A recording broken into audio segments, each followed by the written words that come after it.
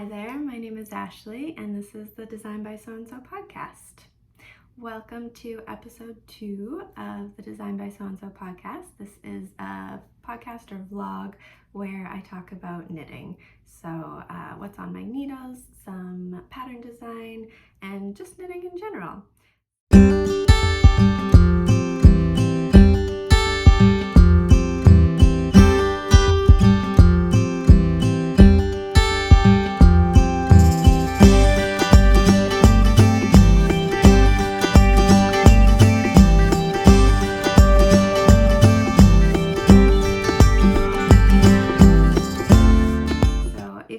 Returning, welcome back to the podcast, and if you're new, well, you're very welcome here.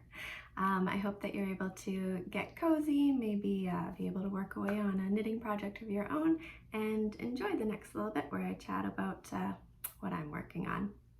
So to start with, I'll tell you what I'm wearing. I'm sure a lot of you know this is a very well-known pattern. This is the Holiday Slipover by Petite Knit. I love her designs. They're so wearable. They're, very practical. So yeah, this is a little vest.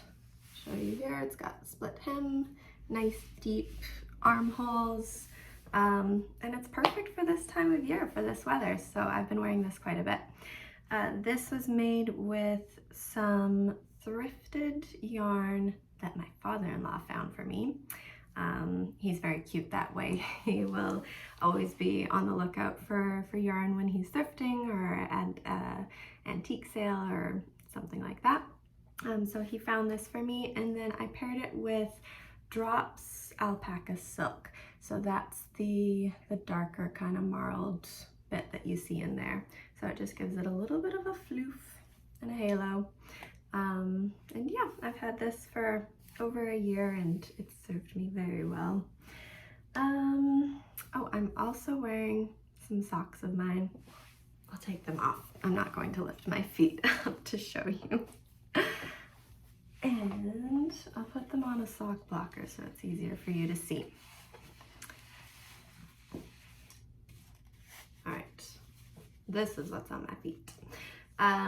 They need a little bit of a shave. They're got a little bit of bobbling going on there, but these are the Out of the Woods socks that I designed last year.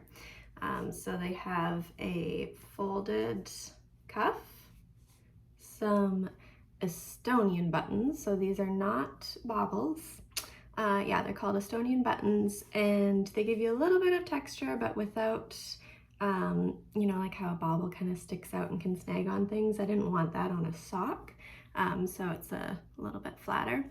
Some colorwork trees, eye of partridge heel, and then optional extra colorwork on the toe there. So that's what's on my feet. Stick that back on. And then I'll get into telling you what I'm working on. So right now, last episode I had said that I had a couple sock designs that I'm working on. So I have 2 different socks and I'll show them to you now. And I'd love to hear what you guys think about them. I haven't decided which one I am going to write up the pattern for first, if I'm going to write a pattern for both of them or not. So I'd love to just hear your feedback, what you guys think of them. So the first sock design is here. This is the yarn that it's using. It's a nice tweedy BFL, and I love the little tweedy flecks that it's got. So the yarn is, let me see here, Emilia and Philomene, and the colorway is Tangram. And it's 85% BFL superwash and 15% nylon, so a good sock yarn. So with this sock design, I wanted something comfy and basic, but with just a couple points of interest. So I don't know if you can see there, but right at the toe, there's a little textured pearl line there just to kind of define the toe line. It is toe up. There's a fleegle heel, but I started the ribbing at the fleegle heel, and fleegle heels are triangular, so I wanted the ribbing to kind of continue up at that same angle up onto the sock leg. So it kind of gives it a cool look where it's got that diagonal line going on, and then the rest of the sock leg is just 2x2 ribbing. So essentially it's pretty basic, but I think that it has some interest there. So yeah, I'm not sure if I'll write this pattern up. If people like it or not, you can let me know. But yeah, my husband likes this pair of socks, so these are going to be his. And I have another ball of like a dark winter green tweedy yarn, and so I might make myself a pair after I finish this one. I do love the 2x2 ribbing though. I think that it's really nice for holding tight around your leg. The leg of the sock isn't going to slouch down or fall down. And I'm going to write the pattern, well, if I write the pattern, but what I'm going to do is use smaller needles for the final inch of the leg there, so that it just kind of like cinches up and stays solid on your leg. So that's the first sock that I'm thinking about writing up. My next one, oh, it's in the prettiest yarn, oh my goodness. So last episode I talked about Zeezee Textiles yarn, and I'm a fan. It's so pretty. So I had ordered this sock set from her. I believe the mini was called Rembrandt's Shutters, and then this was called Five Flies. Let me just see what, yeah, Five Flies and Rembrandt's Shutters. 1 second here. Sorry about that. My husband is working from home, so you might hear a little bit of background noise when he's has to take a phone call. Okay, so yeah, we were talking about my second sock that I'm working on. So with Zeezee Textile yarns here, and this is what I have so far. I just love the colors that are going on in there. There's just so many. There's like robin eggs blue and some orangey reds, some burgundy, greens and yellows. Oh, it's so pretty. So I wanted some sort of color work that was really going to let the Rembrandt shutters pop against it, because there is some red in this other colorway here, and so if it wasn't too bold and like in your face, I feel like it would kind of get like washed out with everything else going on there. So I wanted something pretty, something that would stand out quite a bit, and I liked the idea of this sort of scalloped edging that's not mirrored. It's what's the word where it's like the opposite over there. I don't know what the word is. Anyways, you can see what it looks like there. And the color work is purled, so it gives it just a little bit of texture along with the visual contrast of the color work there. So I've got that going on for the leg. I think I'm going to keep the rest of the sock fairly plain to just let the colors shine in this main colorway, and then I might bring in a little bit more of the contrast color on the toe again. So yeah, that's my second sock that I'm working on. But again, let me know what you think of these two sock designs here. Comment below which one you think you prefer, which one you think I should write up first. Yeah, let me know below. All right, on to the next project that I'm working on. This, speaking of Zeezee Textiles, this is a sample knit for Rachel of Zeezee Textiles, and it's using her yarn. This is her Mohair in the colorway Verdant. I'll let you just take a look at the colors there. They're so pretty. So like I said, this is a sample knit for her, and the pattern is Dare to Mohair top by Thorson Knits on Instagram. It's an awesome pattern. It's written really clearly, easy to follow, and there's some thoughtful details just to make it a good little tee. I must say, I do not love knitting just with mohair. So some of this shirt or this top is just one strand of mohair, and it's kind of a slog. Yeah, I feel like this is more of a finished product knit than a processed knit. Yeah, the mohair, it kind of just, I use bamboo needles, so it kind of grips to the needles. It doesn't slide off very easily. So it's a little slow going, but the finished top is just gorgeous. It's such a pretty like thin fabric. It's gonna be so nice in the summer. So I bound off yesterday. This is a tubular bind off, Italian bind off. I feel like they're the same thing. But anyways, it makes yeah, just this beautiful rounded edge. And all I have left are the short sleeves. So I should be done this in the next day or two, and I can send it off to Rachel. So even though it's been kind of a slow knit, I think I'm going to make one for myself after seeing it turn out. I think it's going to be an awesome summer top. It would look so cute over a dress or a skirt. Yeah, so that's my next working project. And then I just have one more thing to share with you.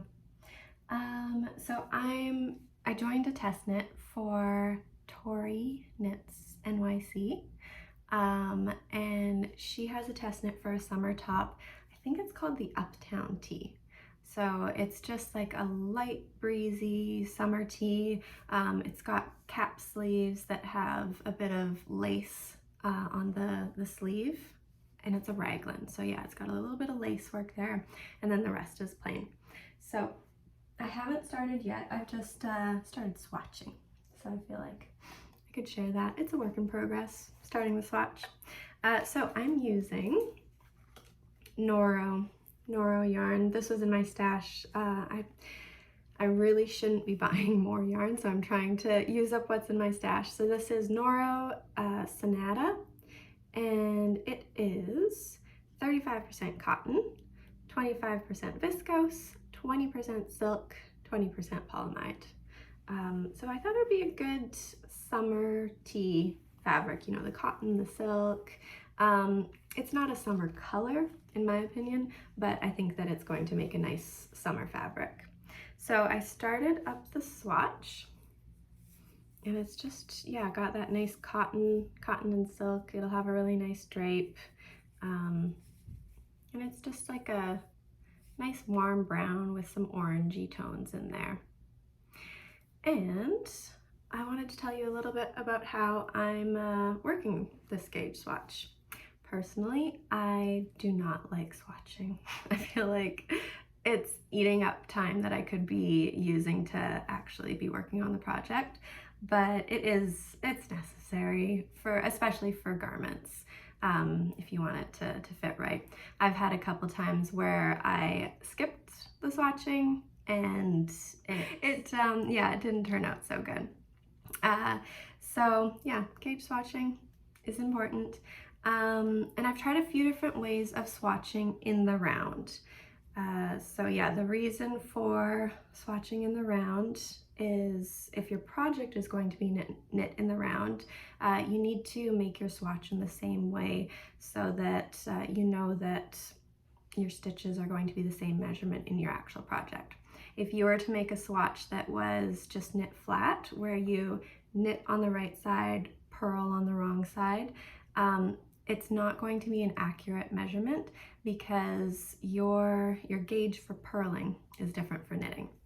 So if you need to make a swatch of knitting stockinette in the round, you need to be knitting every single row, not knitting and purling.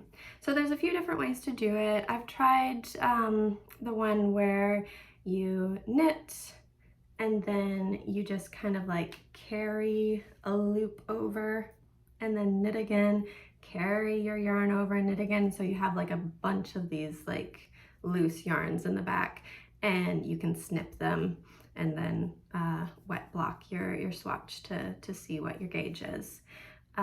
This was a different idea. I think it was Patty J. Lyons. I couldn't find the link anywhere, so I don't know if it was on YouTube or on Instagram, but I think it was Patty Lyons who talked about this. So what she does is she'll knit your first round like normal, and then to knit the next round, she actually makes a really long kind of loop, and you knit with that loop. So you end up with a gauge swatch that looks like it's knit flat. You know, there's not any like loops or anything left. It looks flat, but it was actually knit in the round.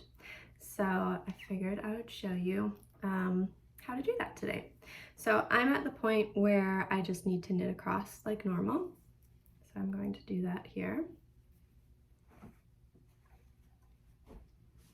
I'll probably speed this up, maybe put some music for you to enjoy so that you don't have to just sit and listen to me knit in silence.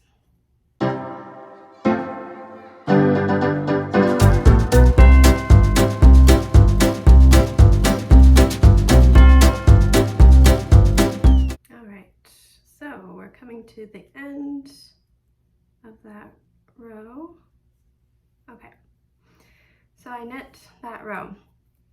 Now my yarn is coming out from the wrong end. I want to be back here and knitting across again.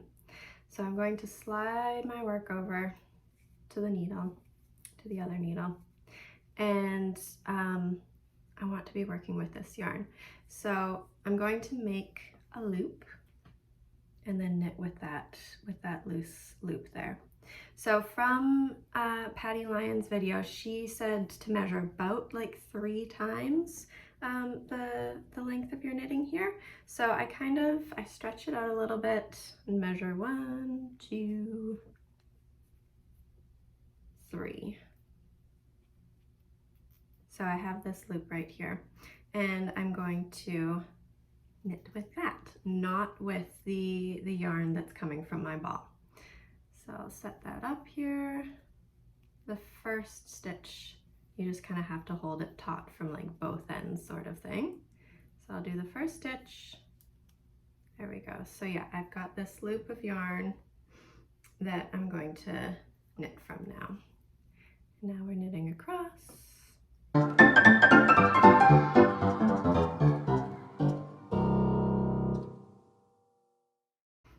You can see your loop is getting shorter. I kind of figured out how to measure that 3 times. Sometimes it wasn't quite long enough, sometimes it was a little too long. So after doing it a few times, you get a little bit better at guessing how much yarn to give yourself.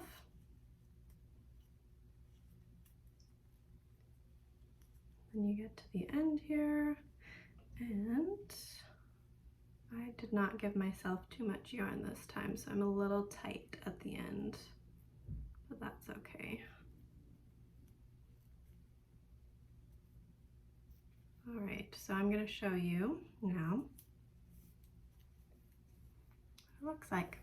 So it's knit in the round using that loop, and the edge here, like, there's a couple spots where I overestimated, you know, how much yarn I should have. So I've got some little loopies hanging out here, but that doesn't really matter. When I block it, I'm going to be measuring my swatch in this section anyways, so these edge stitches don't really matter. But yeah, I feel like it's a little bit tidier than the other way of knitting in the round, and sometimes I like to take apart my gauge swatches and use that same yarn in the project. So for this test knit, I don't have a lot of yarn. I just have a partial skein here and this one skein. So I wanted to keep my gauge swatch intact. I didn't want to cut any yarn there because I might need to unravel this to use the yarn again. So yeah, that's what I was doing this time. I hope that is interesting to you. It might be helpful to you. If you have any other ways that you like to gauge swatch in the round, just let me know in the comments below. And yeah, that's all I have for you today. It's a short little one, but I hope that you've enjoyed listening. And yeah, let me know what you think in the comments below. If you've liked this video, give it a little heart and subscribe if you want to see some more. And yeah, I hope that you guys are having a wonderful day. I will be back probably in the next few weeks. I'm hoping to do this like once a month or so, but I enjoyed doing the last one so much, so I'm back here after just a couple weeks. So yeah, I'll see you soon and happy knitting. See you later.